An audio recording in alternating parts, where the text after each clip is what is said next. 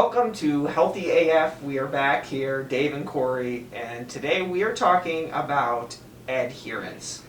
Yeah, I think adherence is a really important topic because... We should tell them what sparked this, Dave. Cory's email. Well, before that. Well, we were talking... Well, I was going to get to that, but... I'm stealing the thunder already. I know. Let's just say this. The best program is not the best program if you can't consistently adhere to it. So I could make someone the best diet, I could make someone the best program, but if they're not doing it on a consistent basis, then it's pointless. So consistency matters, and consistency starts with adherence. And what I talked about with Cory the other day was that I take, proudly, gummy vitamins. They are actually delicious. Now, do I think gummy vitamins are necessarily the best way to get your vitamin? I don't think so. In fact, I pretty much know so they're not the best way to eat your vitamins. But I know for me, I will consume gummy vitamins a lot more consistently than I will consume pills. Alright? Maybe it's just the fact that I'm still like a 6-year-old at heart or something like that, but that is why adherence matters. Is because adherence isn't necessarily about doing what's best, it's about doing what's good on a consistent basis. And that is what's going to probably get you better results than maybe me taking pills, but only taking them once every few weeks when I'm like, oh yeah, I should probably take these. Right. Yeah, and this kind of started, this train of thought started, I was out on the turf working out here, and I just said to you, like, I'm pretty much done with anything that people can't adhere to. Oh yeah. And obviously that's a generalized statement, and that means a different exercise prescription for different people, but it's kind of like, I'm going to do the things that I know that I can actually execute on. Yeah. And so then I wrote a newsletter up on it, and like one of the examples I used was the idea of artificial sweeteners. Like, we know from the research artificial sweeteners probably aren't the greatest thing in the world. I think maybe the scariest thing is we don't really know everything about them. Yeah, exactly. But at the same time, I'm like, hey, I feel like a diet soda every now and then is a nice way for me to curb kind of my sweet tooth, and it's not the end of the world. Exactly, and I think that's the key, is it's not the end of the world, and if it helps you adhere to something, then it might actually be quote-unquote optimal. And I think so often, you know, as trainers and as clients, we want what's best for people, and so we sometimes forget and we miss the forest for the trees, and we recommend to people, hey, you should be doing this, this, and this, and all of a sudden we realize, like, oh no, like, they can't adhere to that. Like, we're giving them impossible standards. And then many times when someone can't stick to something, what's going to happen is, psychologically, they kind of start beating themselves up and think, well, what's the point at all? And they blow it up. So I think, you know, it's really important to think about what can people actually adhere to, what can people see success with. I think a great example is, like, let's say I had an Italian client, and every Sunday they get with their family and they eat pasta. And then all of a sudden I try to put them on a ketogenic diet.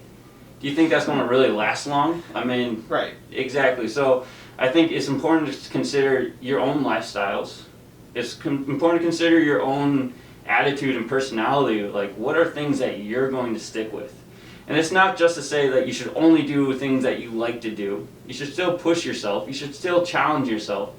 But you should do so in such a way that you're going to stick with it. And I think in the long run, when you do that, you're going to see way more success than if you just, you know, try to go all in, go for gold. Right. So let's break this down to some practical examples. What are, like, let's take food for example. What do you personally use? How do you set up your, let's just say, eating lifestyle? How do you set that up in a way that you can adhere to it? Alright, so my lifestyle. I typically don't have a lot of time to eat a big breakfast. So usually my breakfast ends up being coffee, just because of the nature of what I do. A lot of times I book clients back to back, so I don't have time to eat lunch. So I usually, when I'm at work, I'll have maybe some Greek yogurt, some apple, probably some sort of veggies I can eat with my hands, and then some sort of protein bar. When I get home, I'll have a really big dinner with everything that I might have missed out on. Remember when you used to eat like 6 chicken breasts on the way home? Yeah. When you drive home and you in your swagger wagon? The swagger wagon, the minivan, the Ford Freestar. I don't even think they make those anymore. Dave came to work here as like a 21. That was like 22. I was like 22. He was 22 years old driving a minivan, so we had to give him a little bit of a hard time, but he owned it. I owned it. It's called the Swagger Wagon. Now I have a minivan, so. Yeah, so now you got I a have Swagger kids, Wagon. though. I have an excuse. Yeah, but hey, I got a girlfriend, so alright, and now I have a wife, so if the Swagger Wagon worked, Yeah. maybe, Sarah, if you're listening to this, I'm sorry. But in any case, Right. I digress. Well, and to your point, to like piggyback off what you're saying, like I use intermittent fasting. Not that it's the best plan for everybody, but I use it because I can adhere to it. Yeah. And I also really like ice cream. And so then I have extra calories in the bank, I guess you could say, because I'm in this deficit for the first part of the day. Yeah, and I think another thing to think about is when it comes to your diet specifically, the best option is something that's going to be mostly healthy. Now, it doesn't have to be perfectly healthy, mostly healthy, that again fits with your lifestyle. So like for Cory and I, the idea of intermittent fasting actually works pretty well with us because we work a lot of early mornings, and sometimes it's just hard to digest or feel like you can digest breakfast on an empty stomach.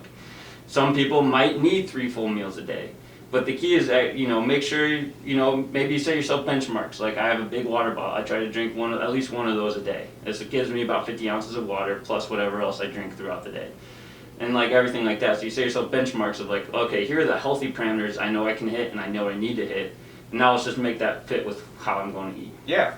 Okay, so that makes sense on the food side. Let's talk a little bit about on the exercise side in terms of adherence. What are strategies you use in order to kind of stick with stuff?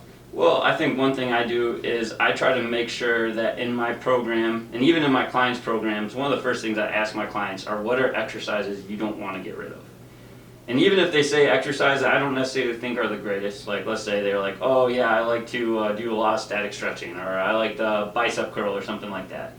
I'll still put that into their program because I know that will make their program more enjoyable. So I'm thinking to myself, how can I make their program enjoyable?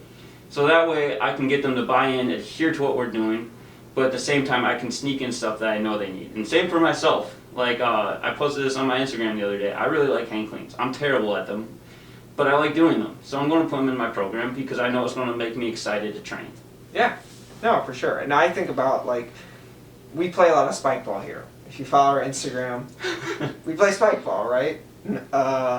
And our marketing director, who's relatively new, she's like, why the heck do you guys play spike ball? She's like, I know it's really important here and I want to know why so we can like highlight it. I'm like, I don't know, why do we play? But for me, even though it's the middle of the workday, if I know there's kids out there or you guys want to play, I will step away from work for a second because it's actually the way that I get in like my agility, some of my cardiovascular movement. You know what I mean? Like, 'cause Yeah. I literally hate running on the treadmill. But the good thing is, there's a spike ball game like 2 or 3 times a week.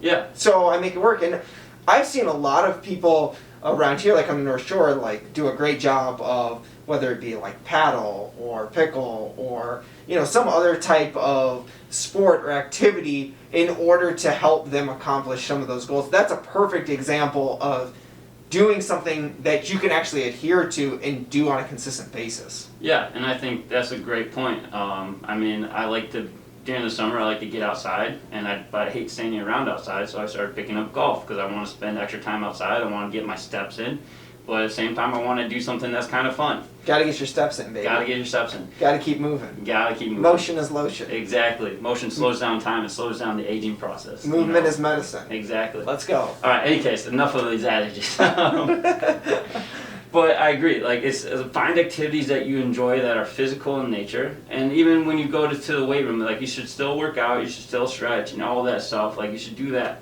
frequently. But think of like exercises that you enjoy that you can mix in, and don't just do only exercises you like, but it will help you be more consistent, and that is the goal. I think the rep scheme, I brought this up maybe a while back, the best set and rep scheme is 3x52. 3 days a week, 52 weeks a year. I like that. Yeah, and I think too, like, if there's an exercise you don't like, a lot of times there might be a tweak or a modification to make it, like, for example, I don't really like back squat, and I think part of that is just because I had to do it so much, and part of it is my body doesn't really feel great doing it. I can't keep great position, but front squats are awesome. Yeah. You know, and I'm like, hey, I'm still squatting. I feel like I'm getting a lot, and I'm doing other exercises to maybe make up for what I might be missing on back squats. So it's just an example of if you got an exercise that you don't like, there's probably a tweak or a workaround. Exactly, definitely. So, in short, guys, just want to encourage you, figure out something, figure out a plan with eating, your nutrition, sleep, exercise that you can stick with. And that's going to help you start to, I think, build kind of these building blocks or these layers that are going to help you create momentum towards a program that really stands the test of time. Yeah, and I think to add to that, to my perfectionists out there, myself included, don't wait for the perfect time to stick to the program. Don't try to find the perfect program. Just try to find something that you can stick with. And remember, just because you don't do it perfectly doesn't mean you failed. Absolutely. So until next time, guys, stay healthy AF.